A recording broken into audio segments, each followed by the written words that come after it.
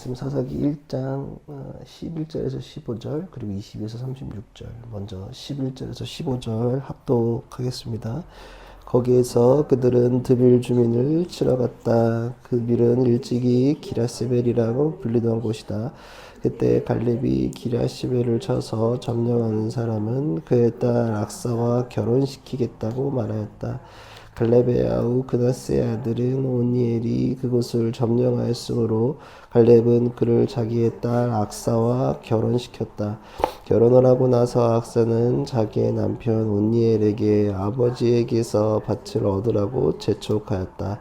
악사가 나귀에서 내리자 갈렙이 딸에게 뭐 더 필요한 것이 있느냐? 악사가 대답하였다. 제 부탁을 하나 들어주시기 바랍니다.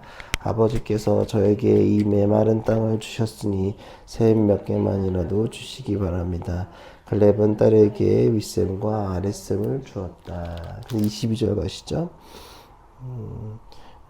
22절에서 마지막 36절까지 같이 합독하겠습니다. 요셉의 지원 역시 베델을 치러 올라갔다. 주님께서 그들과 함께 계셨다. 요셉 가문이 베델을 정찰하였는데 그 성읍 이름이 전에는 루스였다. 정찰병들이 그 성읍에서 나온 한 사람을 붙들고 말하였다. 성읍으로 들어가는 길이 어디인지 알려주십시오. 은혜는 잊지 않겠습니다. 그 사람이 정찰병들에게 성읍으로 들어가는 길을 일러주니 그들은 그리로 가서 그 성읍을 칼로 무찔렀다. 그러나 그 남자와 그의 가족은 모두 살려보냈다. 그 사람이 햇사람들의 땅으로 가서 한 성읍을 세우고 그 이름을 루스라 하였는데 오늘날까지도 그 이름으로 불린다. 므낫세 지파가 벳산과 그 주변 마을들과 다낙과 그 주변 마을들과 돌과 그 주변 마을들과 이브르온과 그 주변 마을들과 무기또와 그 주변 마을들에 사는 주민을 몰아내지 못하였으므로 가나안 사람들은 그 땅에서 살기로 마음을 굳혔다. 그런데 이스라엘 백성은 강성해진 다음에도 가나안 사람을 모조리 몰아내지 않고 그들을 부역금으로 삼았다. 에브라임 지파가 게셀에 사는 가나안 사람을 몰아내지 못하였으므로 가나안 사람이 아직도 게셀에서 그들 가운데 섞여 살고 있다. 스불론 지파가 기드론 주민과 나하율의 주민을 몰아내지 못하였으므로 가나안 사람들이 그들 가운데 살면서 부역군이 되었다. 아셀 지파는 악고의 주민과 시돈의 주민과 알랍과 악십과 헬바와 아벡과 르읍의 주민을 몰아내지 못하였다. 아셀 지파가 그 땅의 주민인 가나안 사람과 섞여 산 까닭은 그들을 쫓아내지 못하였기 때문이다. 납달리 지파는 베스메스 주민과 베다낫 주민을 몰아내지 못하고 그 땅의 주민인 가나안 사람과 섞여 살면서 베스메스와 베아낫 주민을 부역군으로 삼았다. 아모리 사람은 단 지파 자손을 힘으로 산간 지방에 몰아넣어 낮은 지대로 내려오지 못하게 하였다. 그리고 아모리 사람은 헤레스 산과 아알론과 사알빔에 살기로 마음을 굳혔으나 강성하여지니 그들은 요셉 가문의 부역군이 되었다. 아모리 사람의 경계에서는 아그라비 피타라에 있는 바위에서부터 그 위쪽이다. 아멘. 이는 하나님의 말씀입니다. 쫓아내지 않았다는 제목으로 말씀을 나누려고 하고요. 사사기를 시작했고 잠깐 돌아보면 사사기의 뜻을 살펴보면 사사의 뜻을 살펴보면 하나는 법관이고 하나는 선생이라 그랬죠. 평화의 시기에는 중재 역할을 하고 위기 시대에는 장군이 되어야 하는 사람들 가르치기도 하며 판단해야 되는 직책이 이제 사사입니다. 사사 시대는 모세부터 기억해야 된다고 말했죠. 출애굽하면 모세고 가나안하면 여호수아 그리고 사사 시대로 이어지는 흐름입니다. 모세, 여호수아, 사사로 이어진다. 그리고 1장은 사사기의 서론 부분으로 봐야 합니다. 그러니까 이제 저번 주에 이어서 서론 부분을 살펴보는 건 되는 거고요. 저번 주 말씀을 기억해 보면 이제 유다 지파가 시므온 지파와 헤브론을 점령하는 과정을 보았고 전투 속에서 가나안 문화의 모습을 아무 의식 없이 따라하는 모습을 보았습니다. 엄지발가락과 손가락을 절단하는 모습들 그리고 철병과 앞에서 점령을 포기하는 모습들을 보았습니다. 그러니까 전투는 이겼지만 전쟁에서 승리하지 못하는 모습들을 봤다. 이겼지만 진전투를 했었다라고 말씀을 드렸었고요. 그리고 이제 오늘은 이제 요셉 지파가 했던 모습들, 또 그 전에 하나 중간에 껴있는 얘기를 하면서 얘기하려고 해요. 우리가 고전 영화나 사극을 보면 적의 친히 옆에 걱정하고 있는 왕의 얼굴이 나올 때가 있습니다. 어찌할 바를 알지 못하고 신하들만 날 볶는 모습들이 나오죠. 그리고 이제 뭐 궁예책으로 말하는 게 이제 적장의 목을 베우면 내 딸과 결혼시키겠다라는 약속입니다. 결혼을 한다는 것이 단순히 여자를 준다는 의미보다는 왕의 가족이 되는 특권이 주어지는 것들, 남자에서는 굉장히 매력적인, 정말 유일하게 출세하는 길인 것 같기도 합니다. 하여튼 뭐 딸을 건다는 것이 지금 시대와 적절하지는 않지만 여하튼 그런 모습들이 많이 나옵니다. 그런 모습이 동서 고금을 막론하고 많이 나온다는 얘기는 인류 역사상 있어서 많이 그런 일들이 몇천 년 동안 이어져 왔었다라는 거죠. 그래서 전투가 많은 왕들은 왕비가 많기도 합니다. 태조왕건 29번 결혼했다고 하잖아요. 그래서 결혼을 통해서 자신의 왕권을 지키기도 하고 여러 가지로 장치로 뒀던 기능들이 있습니다. 지금은 뭐 좀 어색하고 시대랑 맞지는 않지만 여하튼 그랬다는 거, 일로서 부정할 수 있는 게 아니라 그래 왔다는 거죠.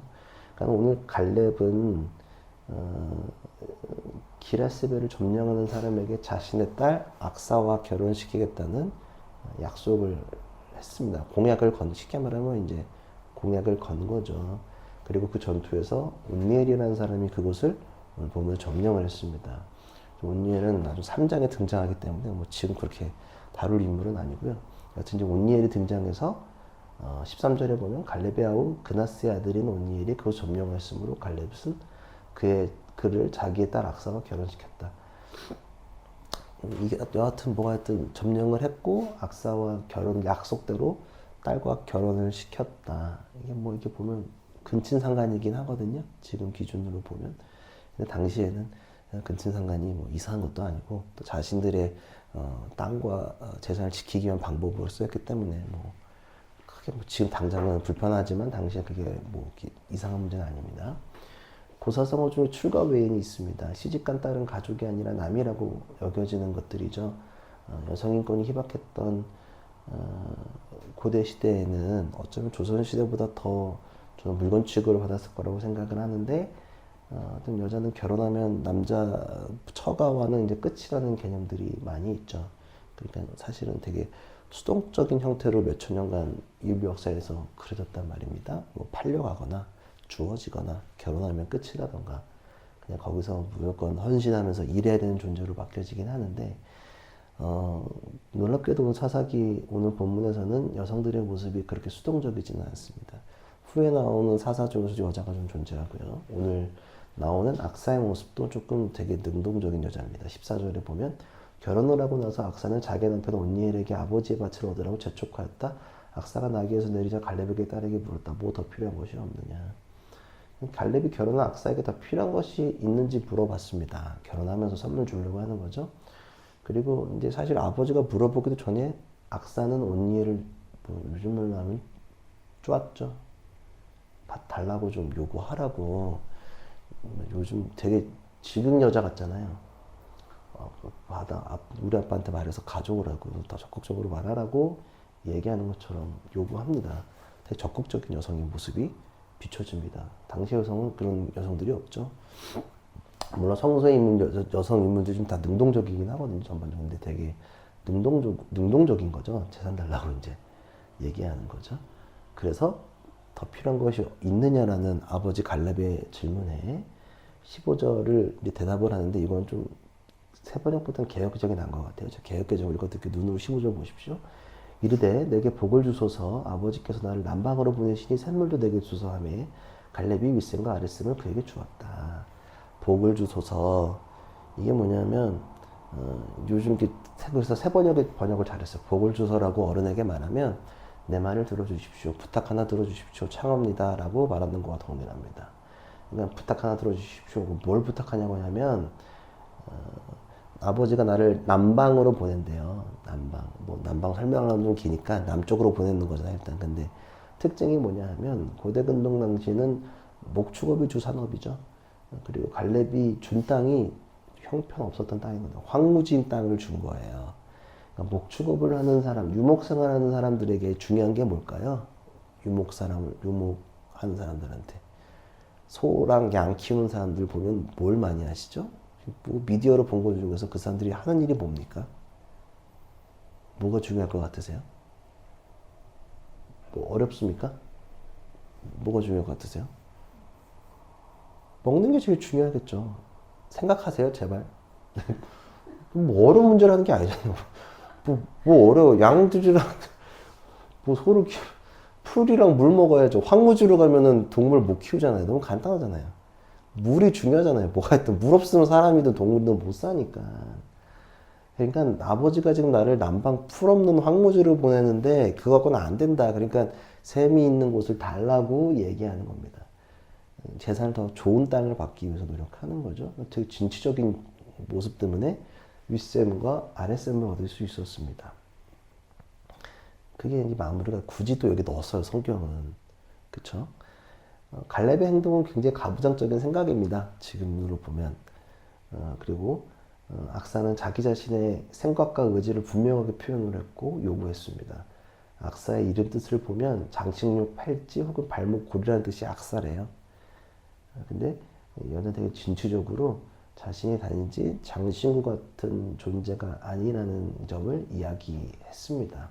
그러니까 사람들과 사회의 시선이 아니라 하나님이 나를 바라보시는 모습을 좀 여러분 잊지 않았으면 좋겠습니다. 아주 간단한 이야기지만 사람들이 뭐 여성에 대해서 아니면 혹은 어떤 사람에 대해서 편견을 갖는 것들이 있단 말입니다. 여자는 이래야 돼, 뭐 남자는 이래야 돼, 어떤 직업을 가진 사람은 뭐 이래야 돼, 저래야 돼, 뭐 등등등의 일들이 많이 있는 것 같은데 그건 사회적 시선이지 하나님의 시선은 아닌 것 같다라는 생각을 더 하게 됩니다.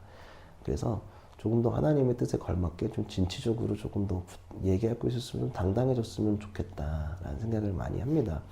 요즘 시대에 무언가 의견을 말하면 좀 불편해하는 사람들이 한국 사회에 좀 계속 있는 것 같아요. 뭔가를 얘기하면 유난이다라고 말하는 것들이 있는데 부정적인 게 있으면 이야기를 하시고요. 또 혹은 나를 되게 깎아내는 사람들이 시선 앞에서 좀 저항했으면 좋겠다. 악사처럼 이름은 그러한들 요구할 거 요구하고 적극적으로 나아가는 모습을 여자뿐만 아니라 남자들도 마찬가지죠. 좀 그랬으면 좋겠다. 이건 뭐 지나가는 게 아주 중간중간 약간 브릿지인데 뭐 그런 걸 기억하시면 좋겠다 생각이 듭니다. 그래서 성경은 여자를 절대로 낮게 보는 게 없습니다. 물론 사회적으로 부득불 남자주도 가부장적인 사회의 성경의 전반적인 배경이긴 하나 그러다 자세히 보면 여성들의 그런 과정들이 잘 소개되어 있다는 것들을 볼 수 있습니다. 사사기 많이 좀 나와 있습니다. 후에 다시 한번 나누겠습니다. 22절부터 26절에 요셉 지파가 베델을 점령하는 과정을 소개하고 있습니다. 베델 익숙하시죠? 야곱이 씨름에서 얻은 게 베델, 하나님의 집에 들어온 게 베델이죠. 요셉 지파, 이게 정확히는 이제 에브라임과 므낫세 지파인데 그들이 점령하는 과정을 보면 베델을 점령함에 앞서서 먼저 정탐꾼을 보냅니다. 그리고 한 사람을 만나서 성읍의 입구를 알려달라고 정중하게 부탁을 합니다. 그리고 자신들의 부탁을 들어주면 선대하겠다는 말을 덧붙입니다. 선대한다는 얘기는 살려주겠다. 그 신세계의 유명한 대사죠. 살려는 들게랑 거의 똑같습니다. 진짜로. 그리고 그 사람은 그것을 받아들이고 입구를 알려주어 점령할 수 있게 된 스토리가 오늘 본문에 있습니다. 여러분들 지금 잘 아실까 모르겠는데 이게 되게 비슷한 모습을 가지고 있습니다. 앞서 모습과 뭘까요? 이거 정탐꾼 보냈고 누가 도와줬고 점령했어요. 이거 뭐 성경을 좀 보시는 분들은 큐티 많이 하시는 분들은 알 텐데 큐티든 뭐든 뭐 좀 알면 뭐죠? 비슷한 게 앞서 인물 중에 있습니다. 사사기 말고 여호수아에. 여호수아가 그렇게 했죠. 여리고 점령을 그렇게 했습니다. 똑같습니다. 정탐꾼, 성읍 등장하고요. 성읍 사람의 도움으로 내부자의 내부자의 도움이죠. 간첩 사실 도와주고 구원의 약속을 받고 정복 같은 거 모티브가 되게 유사합니다.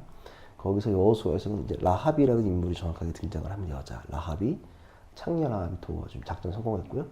사사기에는 인물이 등장하지는 않습니다. 이름 없는 어떤 사람이 도와줬다. 되게 비슷한 모티브고 똑같은 구조입니다. 여호수아가 그렇게 했고 지금은 이제 요셉 지파에서 그렇게 하는데 결정적으로 다른 게 하나 있습니다.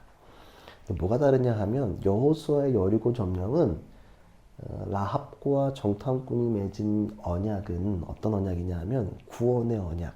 라합이 그냥 단순히 도와주고 목숨만 살려드릴게 아 고맙습니다가 아니라 우리 가족을 구원 하나님의 자녀가 되면서 이스라엘 백성이 되겠다는 구원의 약속을 했습니다. 근데 오늘 본문 것은 그렇진 않고 그냥 단순히 살려만 드릴게 그냥 어떤 계약을 위한 수단으로서의 약속을 했다는 거죠. 단순한 거래라는 거예요. 이게 차이가 있습니다. 되게 묘하죠. 똑같아요. 구조는 되게 똑같은데 결정적으로 다른 게 있냐면 다른 게 있다면 그 사람과 약속을 할 때 저 사람은 하나님의 백성으로 살겠다는 구원의 언약이고 하나는 그냥 단순 거래라는 겁니다. 그래서 이게 결과가 되게 놀라워. 26절 한번 이게 무슨 소리인지 모르죠. 보시면 놀라운 거. 26절 한번 읽어보십시오. 시작. 그 사람이 햇사람들의 땅으로 가서 한 성읍을 세우고 그 이름을 루스라 하였는데 오늘까지도 그 이름을 부른다. 이 얘기를 성경에서 굳이 왜 할까요? 루스로 부른대요. 루스가 뭐로 바뀌었습니까? 원래는 야곱 때문에 이름이 뭐로 바뀌었습니까? 아까 제가 어디라 그랬죠? 여기서 성읍이 오늘 어디 점령하고 있어요? 요셉 지파가 처음에 빨리 눈으로 보십시오. 이게 자꾸 이러니까 구호들을 못 하시네. 뭘까요? 뭘 원래 지금 뭐 어디 점령하고 있었어요? 베델. 베델의 전 이름이 어디예요? 뭐라고요? 루스라고요. 근데 이 살려놓은 사람이 어디로 갔어요? 햇사람들의 땅으로 이주했어요. 살려주니까 이주했다고요. 거기에 또 뭘 세웠어? 루스를 또 세운 거야. 가나안 문화가 있는 도시를 다시 세웠다. 이해되세요? 점멸했었어야 된다고요. 살려주니까 그냥 자신들의 되게 하나님의 뜻을 위해서 한 것 같은데 하나님의 뜻을 100% 순종하지 않으니까 결과가 26절에 가나안 문화를 또 지켜서 다른 데로 이서 루스를 또 만들어 버렸다는 거예요. 하나님이 루스를 베델로 만들었단 말이에요. 다시 또 루스가 생겼다는 것들. 이해되세요? 그러니까 26절에 굳이 기록을 해놓은 거라고요. 이 사람들이 살려주니까 전쟁 이기고 나서 점령했대요, 베델. 근데 약속했잖아. 살려는 드릴게. 살려서 가니까 난 다른 동네 가서 햇사람 딸의 땅으로 가서 성읍을 세웠는데 루스로 만들었다. 다시 루스를 만들었다. 베델이 아니라 하나님의 집이 아니라 다시 루스를 만들었다는 사실을 잘 기억했으면 좋겠습니다. 되게 놀라운 사실이죠. 요셉 가문 또 실수였어요. 왜냐하면 하나님이 가나안 사람과 언약 맺지 말라고 분명히 얘기했거든. 전멸하라고. 듣지 않는다는 사실이에요. 이해되세요? 또 실수를 합니다. 우리도 그럴 수 있다는 거예요. 되게 하나님의 뜻 같죠? 근데 100%를 하지 않으면 이 야단이 납니다. 27절부터 36절은 북쪽 지파들의 점령 실패하기가 소개됩니다.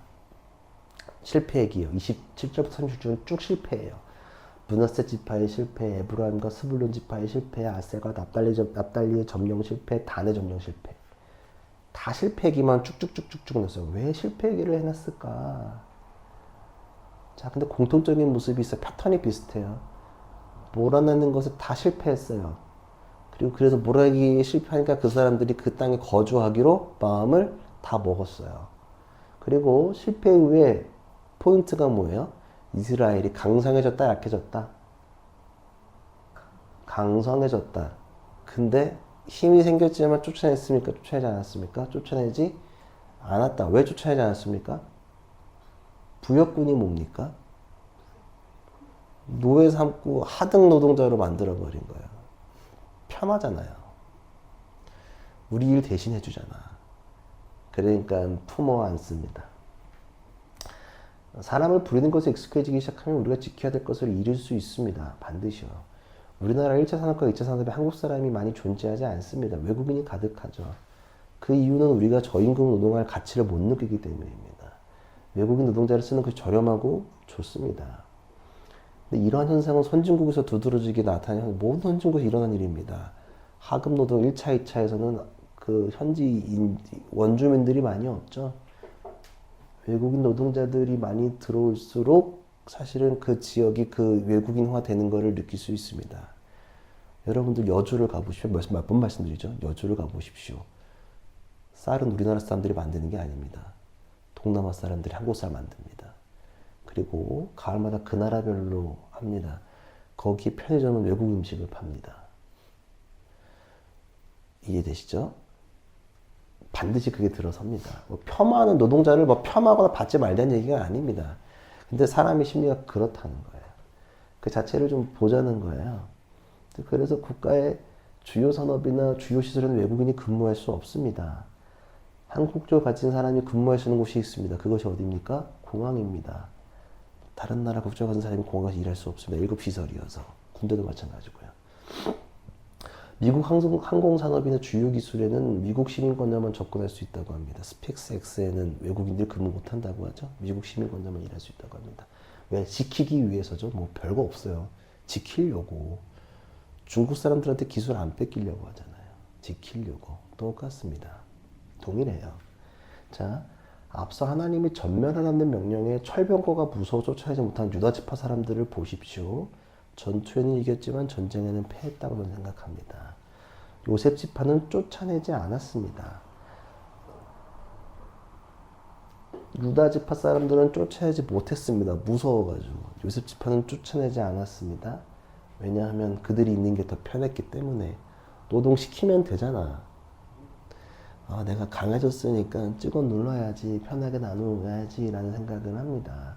신앙은 믿음 안에서 우리 삶에서 죄든 우리 신념이든 뭐든지 간에 우리가 쫓아야지 못하는 것들도 있어요. 무서워서. 근데 쫓아야지 않는 것도 분명히 있다는 거예요. 때로는 쫓아야지 않는 것들이 굉장히 많이 있어요. 쫓아야 수 있지만 쫓아야지 않는 죄들이 많아요. 편한 것들이 많으니까. 아니, 정말 그런 게 있단 말이에요.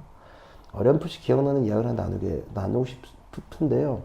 학부시절 교수님이 해줬던 예화인데 좀 틀릴 수 있습니다. 맥락이 지금 정확하게 맥락이 기억이 안 나서. 근데 잊혀지지 않는 게 좀 있어서 기억 더듬어서 좀 얘기를 해보는데, 어떤 주교님이 설교 시간에 얘기했던 거래요. 성공의 주교님이었는지 가톨릭 주교님이었는지. 내용 맥락이 뭐냐면, 어떤 어머니가 있었는데 방황하는 아들이 예수 잘 믿는 것이 기도 제목이었다고 해요. 예수 잘 믿고 결혼 잘해서 좋은 직업 갖고 사는 게 기도 제목이었다고 하죠. 예수만 잘 믿으면 된다고, 그러면 된다고 라고 얘기했었는데, 어머니의 기도를 주님께서 응답하셨어요. 그래서 그 아들의 신앙이 성장하고 그 전에 허망했던 삶을 접고 주님께 더 나아갔다고 해요. 그래서 그 아들이 서원원 선교지로 갔다고 하죠. 좋은 일이잖아요. 근데 이제 선교지를 가는 것들이 어머니를 탐탁치 여기지 않았다고 해요. 그리고 선교지를 간 아들이 순교당하고 희생됐다고 합니다. 싸늘하게 식은 아들이 시체 앞에서 어머니가 이렇게 외쳤다고 하죠. 누가 예수 잘 믿으라고 했지? 누가 예수처럼 살라고 했냐? 전 이 문장이 잊혀지지가 않습니다. 예수 잘 믿는 것과 사는 건 차이가 있기 때문에. 근데 그 어머니의 절규가 어쩌면 우리의 모습인 것 같기도 합니다. 살다가 죽은 게 큰 문제가 됩니까? 근데 잘 믿으라고 했지 누가 살려고 했냐는 그 질문에 전 지금도 그 문장이 잊혀지지가 않습니다. 믿는 것과 그것을 통해 살아내는 것은 굉장히 다릅니다. 믿기만 하는 것과 살아내는 것은 굉장히 다릅니다. 수많은 교회가 죽전에도 있습니다. 옛날 죽전 올라가는 메인 스트릿에 건물이 한 30, 20개 있다고 치면 정말 교회 20개가 딱 있습니다. 사실 거기는 채플 스트릿으로 불러도 무방한 동네입니다. 그렇다고 해서 뭐 죽전이 유별나게 뭐 거룩한 동네입니까?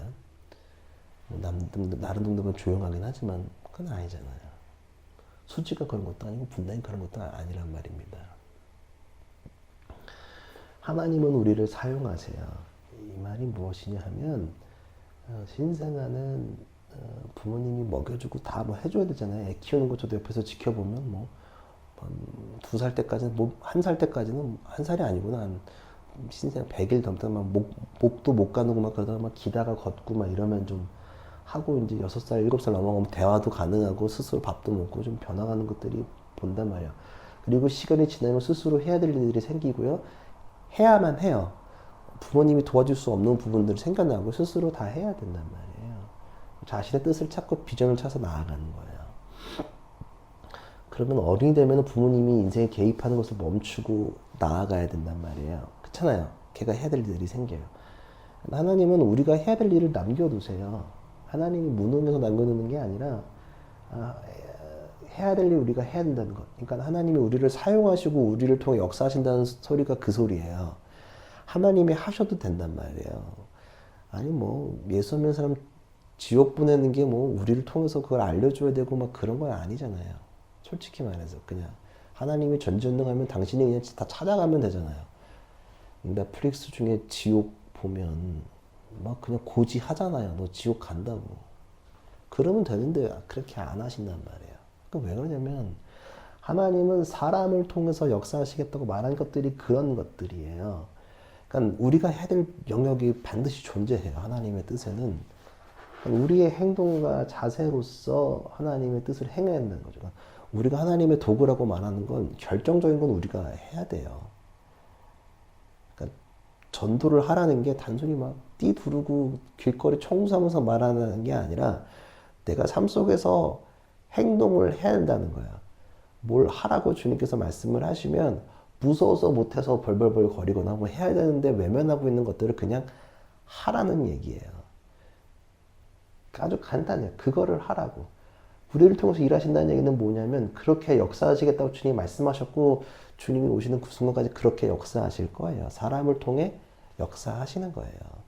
그게 우리를 통해서 역사하신다는 거예요. 보여주면 된다는 것들. 아주 간단한 예로 스포츠 스타가 어제 LG 트윈스 경기 보는데 오스틴이 홈런 2방 빵빵 때리고 인터뷰를 하는데 걔는 신앙이 좋아가지고 오늘 하나님의 뜻 가운데 했다라고 영어로 말하는데 이제 번역하는지 신앙이 없나 봐. 그래서 그냥 신으로 번역하더라고. 근데 우리는 알잖아. 오늘 걔 때문에 이겼거든요 어제. 어떻게 진짜 참 걔가 마음에 드는 게 꼭 진실되게 고백을 해요. 그리고 태도도 너무 좋아요. 외국인 워커십 중에서 최고인 것 같아요. 쟤 보면 누구든지 뭐 증명하는 거구나. 자기가 오늘 안타 친 것도 하나님께 영광을 돌리는구나. 그런 것들이라는 거예요. 그러니까 하나님이 누구를 먹이려고 하면 이제 만나가 하늘에서 안 떨어지잖아요. 사람을 통해 만나를 역사하신다고요. 사람을 통해서 누군가를 돕는다고요. 그런 게 있다고요. 그러니까 포기하지 말아야 된다는 거고 우리가 뜻을 행해야 된다는 거예요. 그러니까 사람을 통해 일하신다는 것들이 그런 맥락이 있다. 그러니까 전쟁을 하시잖아요. 진멸을 못해서가 아니라 우리가 해야 될 일이 있다는 거예요. 하나님이 가나안을 정복하겠다고 하셨고 하나님이 함께 하셨어요. 승리했단 말이에요. 전투는 이겼는데 전쟁을 못 이긴 게 그러한 맥락인 거예요. 함께 하시겠다고 하는 건 뭐냐면 저게 무섭건 아니건 상관없이 그냥 하라는 거예요. 그냥.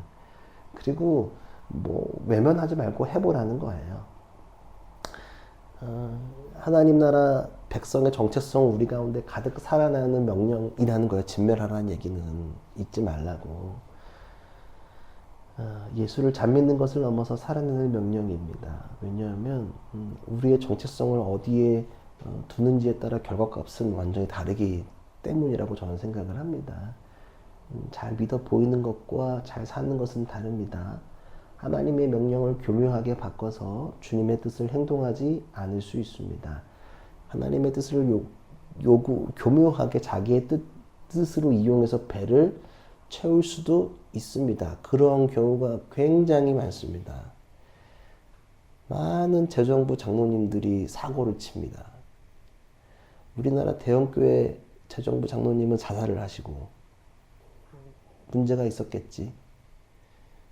저 본교회 장로님은 재정 문제 때문에 성도로 강등되기도 하고 있어요. 돈 문제 너무 많아요. 나쁜 선교사님들도 많이 있단 말이에요. 거룩을 얘기하면서 자기는 그렇게 살지도 않아. 혼전순결 얘기하면 자기는 불륜하고 아니면 뭐 다 그런 건 아니에요. 선교사님 중에서 막 일부분은 뭐 큰 집에서 해외에서 하우스키퍼 두면서 산다는 선교사님들도 있대요. 필리핀에 많다 그러대. 좀 속상하잖아요. 교회 예산으로 주식 투자하는 사람도 있단 말이에요. 감리교회 응급비가 있어요. 어른들 퇴직같이 챙겨놓는 거. 그거 본부에 있는 어떤 목사님이 주식 투자해서 날린 거거든. 아무도 안 맺고. 그런 일도 많다는 거예요. 그 뜻은 너무 간단해. 좋은 뜻이야. 이거 불려가지고 예산에 쓰려고 그랬다. 뜻은 좋은데 방법과 결과값 다 봐야 된다는 거예요. 하나의 뜻이 아니잖아요. 그렇죠? 하나님의 뜻을 1분 1초 뭐 해야 된다고 들먹이는 삶에서 주님의 뜻을 지키지 않는다는 것. 난 결과값은 우리의 행동에 달려져 있다라는 거예요. 어떤 모습 나아갈지 여러분들 결정하십시오. 단순히 술과 담배를 안 하는 거 여부에 지금도 씨름하는 교회가 좀 답답해요. 술과 담배 안 하면 그게 뭐 거룩합니까? 하나님이 그 얘기를 합니까? 지금 술과 담배 하지 말라는 얘기를 크게 합니까? 클럽 음악 듣지 않고 CCM 많이 듣는 것이 하나님의 행동이라고 생각하지 않습니다. CCM 들으면서 예배하면서 돈을 횡령 못합니까? 더 횡령합니다. 요즘 청년들 남녀가 있는 모임에 그렇게 성문제가 많다고. 저는 술 먹으면 성문제 나는 줄 알았는데 술 안 먹어도 성문제 나더라고요. 뜨끔할 거 진짜 많아요. 저 듣는 것도 있고 뭐 많더라고요. 그냥 교회에서 아닌 척하고도 있는 건지 똑같다는 거예요. 그러니까 할 일을 피할 수도 있고요. 안 하면서 자신의 이득을 취할 수도 있습니다. 이러한 모습이 사사시대를 시작하면서 이스라엘이 실수했던 모습입니다. 그리고 이러한 모습이 우리에게도 있다는 것. 그러니까 믿는 것과 사는 것 차이를 기억하셨으면 좋겠습니다. 그냥 습관처럼 주일에만 환영하는 그런 교회가 되지 않았으면 좋겠다. 그냥 주일에만 반가워 반짝 5분 반짝하고 환영하는 거 말고 우리끼리 뭐 누구 오면 환영하고 그거를 막 부정하는 게 아니라 여기서만 그러지 말고요. 삶 속에서 낯선 이들을 정중하게 맞이하는 사람들이 됐으면 좋겠습니다. 삶에서 별거 아닌 것 같지만 하나님의 뜻으로 사는 것들, 뭐 남을 비방하지 않고 용서하는 것, 화해하는 것, 정직하게 행동하는 것들, 그리고 하나님의 뜻을 받는 것 철저하게 거부하면서 살아가는 것들을 삶 속에서 좀 증명했으면 좋겠습니다. 잘 해내야 됩니다. 그러니까 속으면 안 된다는 생각을 많이 하고요. 뭐 제가 굉장히 엄청 보수적인 사람은 아닙니다. 뭐 연애든 뭐든 뭐 신앙도 그렇고 다 아시겠지만 근데 인터넷상에서 요즘 여과 없이 성관계에 대해 묘사를 남발하는 게 조금 불편합니다. 자신들의 성적인 이야기를 밝힌 여성들이 많고 그것을 농담으로 얘기하는 것들이 많더라고요. 뭐 거기까지 그럴 수 있다고 쳐요. 근데 이제 막 가끔씩은 이제 혼전술교를 선언한 사람들을 앉혀놓고는 이제 약간 조롱하는 것들이 있단 말이에요. 좀 불쾌하더라고요. 아니 뭐 잘못된 건가 그게? 그거를 막 마치 이상한 조롱하는 사람들로 좀 만드는 게 있다는 거예요. 술 먹자는 사람들이 이상하게 보고 조롱하는 것들이 있단 말이에요. 좀 그래요. 꼭 술 안 먹으면 조롱하고 무슨 20살 넘어서 결혼 전까지 성관계 안 하겠다 그러면 그거를 조롱하고 이런 모습들이 좀 이해가 잘 되지 않아요. 근데 그거에 우리도 알게 모르게 다 젖어 있다는 거예요. 그게 가나안 문화라면 하지 말아야죠. 근데 이런 것들을 자꾸 이렇게 우리가 그런데 젖어 있으니까 이런 것들을 자꾸 하나둘씩 타협하기 시작하면 와르르 무너진다는 거예요. 베델이었는데 딴 데 가서 루스에서 베델로 바뀌면 다시 또 루스로 만든단 말이에요. 내가 꼰대라서 기독교 신앙이라서 그렇게 그냥 치부하고 조롱당하는 것들이 있을지언정 하나님 나라의 정체성 일체는 우리의 모습들이 있었으면 좋겠습니다. 간단하게 뭐 제가 혼전수교를 지키라는 뭐 그런 건 얘기하는 게 아닙니다. 근데 뭐 단순히 그런 얘기가 아니라 그냥 뭔가 뜻을 정하면 그 조롱당한 게 너무 익숙하다는 거예요. 하나님 그런 걸 말씀하셨나 봐요. 그런 것들을 잊지 않고 나아갔으면 좋겠습니다. 그리고 하나님은 우리를 통해 일하시기 때문에 우리분의 정신과 행동이 매우 중요하다는 사실을 기억하십시오. 악사의 정신 잘 보십시오. 뜻을 위해서. 뭐 그건 하나님의 뜻이었는지 아닌지 모르겠지만 좀 진취적으로 한 거죠. 시대에 좀 반항하기도 했고요. 내가 다른 행동을 하는 이유가 도대체 무엇인지 왜 하는지를 기억하면서 온전한 순종과 온전하게 하나님을 따르는 것들이 무엇인지를 잘 기억했으면 좋겠습니다. 그냥 맹목적으로 교회 나오는 것들이 아니라 내가 오늘 왜 이렇게 있는가. 내가 굳이 그렇잖아요. 귀찮게 우리가 왜 이렇게 하는가. 비효율적이라니까. 제가 아무리 생각해도 교회는 제가 뭐 아무리 효율적으로 바꾸려고 그래도 비효율적이에요. 작은 교회가 하려고 그러면 너무 비효율적인 게 많아. 교회는. 굳이 이걸 왜 하냐고요. 왜 이렇게 하냐고요. 단순히 CCM 듣고 뭐 그게 막 세상 바꾸냐고요. 찬양팀이 많이 생겨나면 한국 사회가 바뀝니까? 안 바뀝니다. 그들 배만 부릅니다. CCM 가수들만 돈 많이 벌걸요. 이제 시대가 바뀌어서 조회수가 막 100만, 200만씩 나오면 몇천만씩 번다며. 물론 돈 벌지 말라는 얘기가 아닙니다. 그냥 노래만 하면 세상 바뀌냐고요. 노래도 해야지, 찬양도 해야지. 찬양만 하면 세상 안 바뀝니다. 행동하고 진멸할 건 진멸하고 묘하게 막 제가 늘상 얘기하는 거 찬양팀 갔는데 오늘 막 주님을 예배했으면 좋겠습니다. 그리고 막 그래도 퀸 따라하는 거 보면 막 속이 터져 예배 때. 프레드 머큐리가 했던 거 막 따라하고 막 이러면 진짜 그게 가나안 문화를 예배 가운데 갖고 오는 거죠 생각을 해요. 그러니까 찬양하지 말라는 얘기가 아니라 어설프게 가져오지 말라는 얘기하는 거예요. 이해되시죠? 그렇게 하지 말라고. 예배 때 자꾸 버무리지, 이상한 거 버무리지 말고 차라리 니네끼리 놀 때나 그렇게 하지 예배 이름으로 좀 버무리지 말라는 얘기하는 거예요. 프레드 머큐리 동성애 싫어하면 프레드 머큐리 권유하지 말던가. 그렇잖아요.